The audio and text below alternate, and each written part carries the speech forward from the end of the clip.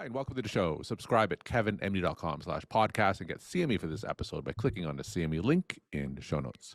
Today we welcome Thaddeus Pope. He is a law professor specializing in medical law and clinical ethics. Today's Kevin MD article is Medical Aid in Dying, Time for Evidence-Based Legislation. Thaddeus, welcome to the show. Thanks for having me, Kevin. So we'll talk about your article in a little bit, but first off, just briefly share your story and journey.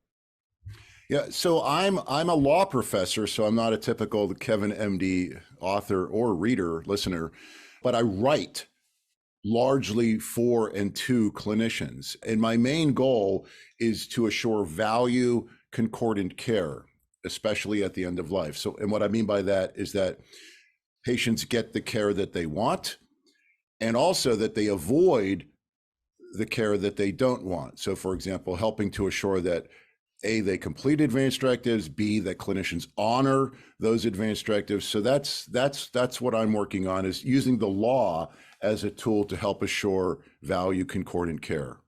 So what would you say are the most common questions clinicians ask you regarding end-of-life issues? So things are changing, right? So this is a rapidly influx space. So give you a couple examples. So there's a big, I'll give you one, this is a big hot thing right now, including in New Hampshire, for example, at Dartmouth. So there's a thing called dementia directives. The American public is very focused on dementia. They're very afraid, many of them afraid of living with late stage or advanced dementia.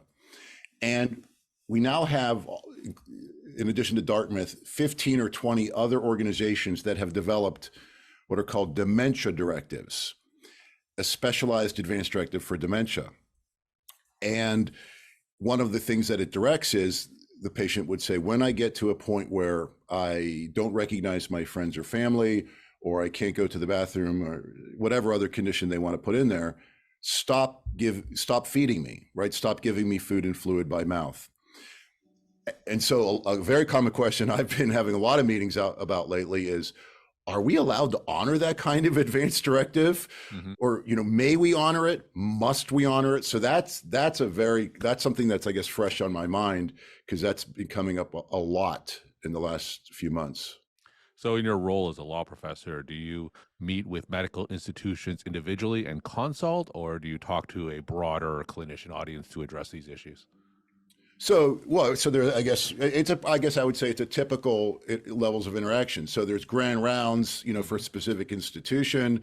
There's maybe a private meeting with the ethics committee there. And then of course, maybe you go to a professional society meeting, and then of course you publish. So I just had a piece published this week in the Journal of the American Geriatric Society on that question. So yeah, so I guess it's a multifaceted outreach effort. All right, so let's talk about your Kevin MD article. It's titled Medical Aid in Dying, Time for Evidence-Based Legislation. Now, for those who didn't get a chance to read your article, just tell my audience about it. Okay, what I wanted to do in this article was challenge the binary way in which medical aid in dying is often framed. So it's often framed, do we authorize it? Do we not authorize it, right? So it's framed with just two options. And in fact, the range of options is more complex. So just as a quick recap for listeners, medical aid in dying is when a clinician writes a prescription for lethal medications and they write it for an adult who has decision-making capacity and who is terminally ill with a 6-month or less prognosis. And then the patient might obtain or fill the prescription and might self-ingest those medications to hasten her death. Okay, so 11 states now authorize medical aid in dying. I'm just going to call it MAID. But here's the point of the article. Most of the remaining states, so more than 20 of the other 40 states, are actively considering legislation right now in February 2024.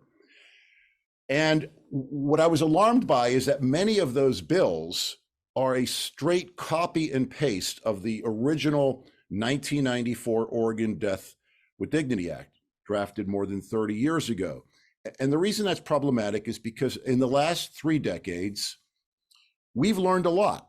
We've learned a lot from the first 15,000 patients to use medical aid in dying in the United States. In fact, we've learned so much that most of the existing current 11 jurisdictions that authorize MAID have amended their statutes, right? They moved away from the original model, or the original Oregon model. And maybe I'll just tell you a couple what of are ways. some of those changes? Yeah. So take Washington and Hawaii, New Mexico. So they allow not only physicians, but also APRNs to write these prescriptions, or to assess the patient and then write the prescription. And that's because, as in these big rural states like New Mexico, there is big shortages of physicians in big areas of the state. And so by limiting medical aid in dying to physicians only, it really constrained access. And in fact, just for context, APRNs already in almost all states engage in a lot of other end-of-life decisions. They can sign post forms, they can sign DNR orders, so it's not unusual to extend it. Second example is the traditional requirement. The original requirement was there was a 15-day waiting period. So the patient would have to ask you on day 1 and then ask you again for MAID on day 16.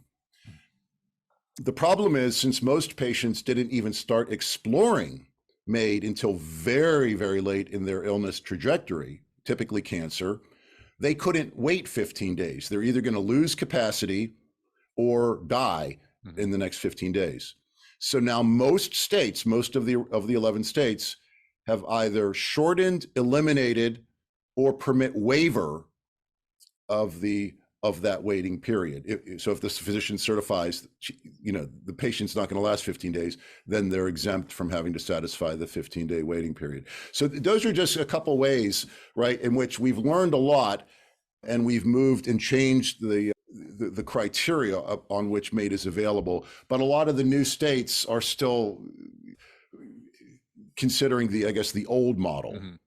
So has Oregon itself amended or updated their original law?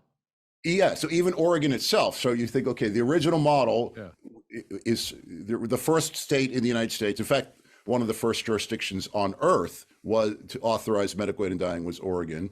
But even, Oregon itself, the index state, they've shortened the waiting period or permit waiver of the waiting period. Another thing that Oregon did is they removed their residency requirement. So originally, each state, you could only get medical aid in dying in Oregon if you were an Oregon resident. Mm-hmm. Well, if you think of the geography of Portland, Oregon, a large part of the metropolitan area is on the north side of the river, and that's the state of Washington. So, but they get their health care from Oregon Health Sciences University. Mm-hmm. So they said, we want medical aid in dying, but we don't want to have to relocate to Oregon, especially since it's only 800 yards away across. So it seems ridiculous. So Oregon said, you're right. And so they removed the residency requirement. Vermont also removed its residency requirement. So even Oregon has moved to what you might call it MAID 2.0. Mm-hmm. Yeah, so even they have moved on. So why is this happening? Why are these states considering medical aid in dying going back to what you say MAID 1.0? Why are they not considering these changes? Well, there's probably two. So first of all, the reason they're considering the bills in the first place is because the American public, 70 to 80%, wants to have this option. Most will never use it. It's worth remembering that of all the people that die in a given state in a given year, less than 0.5% of them die from medical aid in dying, right? Even in those states where it's authorized. So 99.5% of all deaths completely unaffected. But people want to have the option, right? It's not that they'll use it, they don't want to have the option.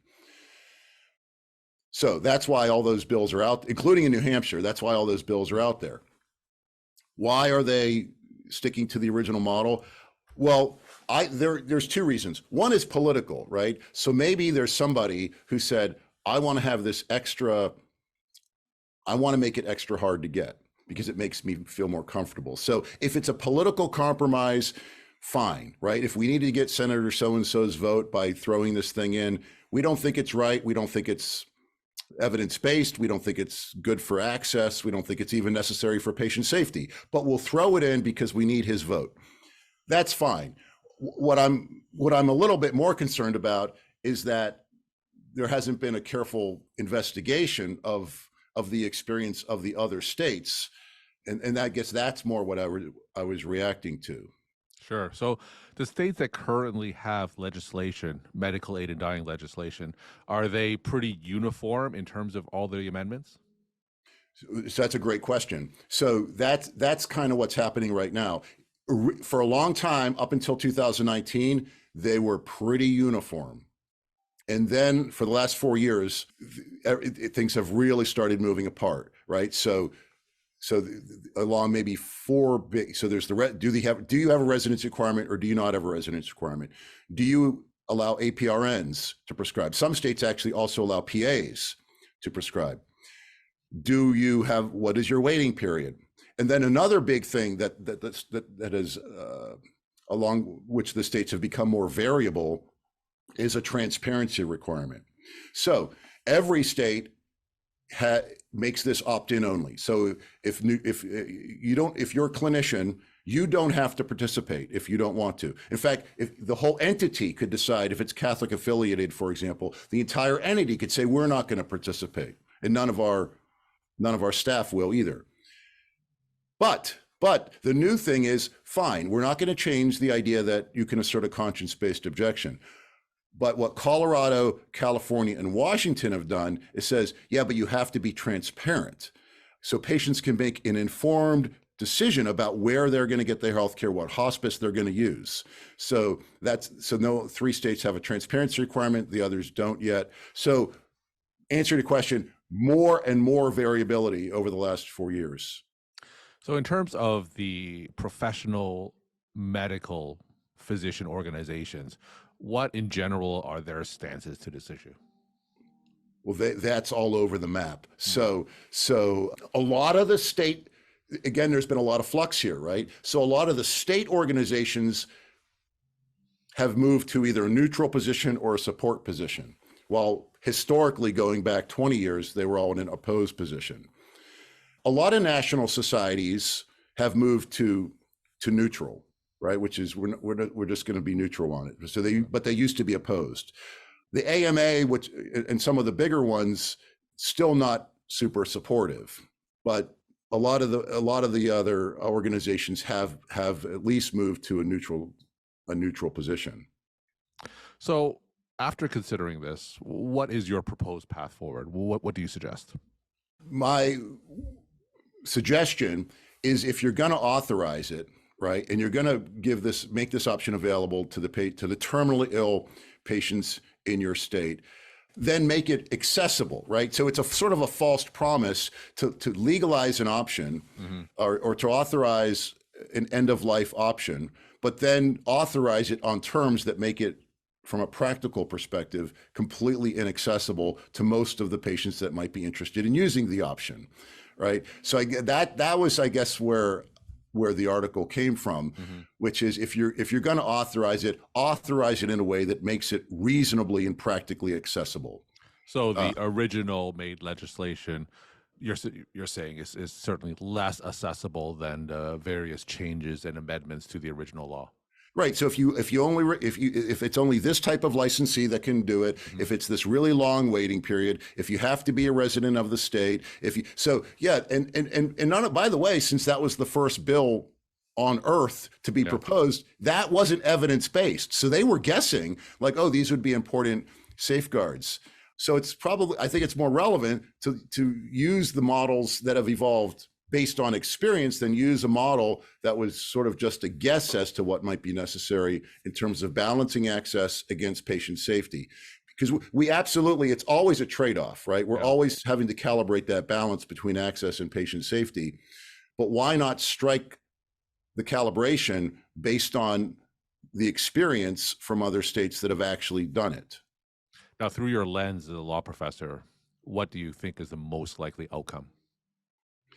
I think it's going to continue to be a giant patchwork, right? Mm-hmm. So probably in this year, Right now, if you add up the 11 states where MAID is now available, MAID is now available to 73 million Americans. So it's about a fifth, about a fifth of the country. Probably several additional states will authorize MAID this year. Probably Massachusetts, Maryland, New York, maybe, so a few other states. So might probably get to 100 million Americans will have access to MAID. This is what the American public wants. But the exact, what MAID looks like in New York may not look like MAID in New Jersey. And so I think it's just gonna continue to be a patchwork of what does the state allow it at all? And secondly, even among the states that do allow it, it's the exact terms and conditions under which it's available is going to vary from state to state to state. So we could be in a situation like with a lot of other things related to healthcare where there's going to be variability in terms of access to medical aid in dying. It's controversial, right? So the Catholic affiliated institutions and even Catholic organizations just think it's completely immoral. So it's going to be like perhaps abortion and gender affirming healthcare, which is it's not available at all, or it's available under very limited conditions in some jurisdictions and more available in other jurisdictions. It is a political lightning rod, unfortunately. We're talking to Thaddeus Pope. He is a law professor specializing in medical law and clinical ethics. Today's Kevin MD article is Medical Aid in Dying, Time for Evidence-Based Legislation. Thaddeus, let's end with some of your take-home messages to the Kevin MD audience. All right, take-home messages. MAID is expanding across the United States. It's available to 73 million Americans now, probably soon to over 100 million Americans. But it's expanding not only in terms of where it's available, but it's also expanding in terms of under the conditions it's available to terminally ill patients. So terminally ill patients should be aware of this option, and clinicians should be prepared to counsel and advise their terminally ill patients about this option. Thaddeus, thank you so much for coming on the show and sharing your time and perspective. Thanks for having me.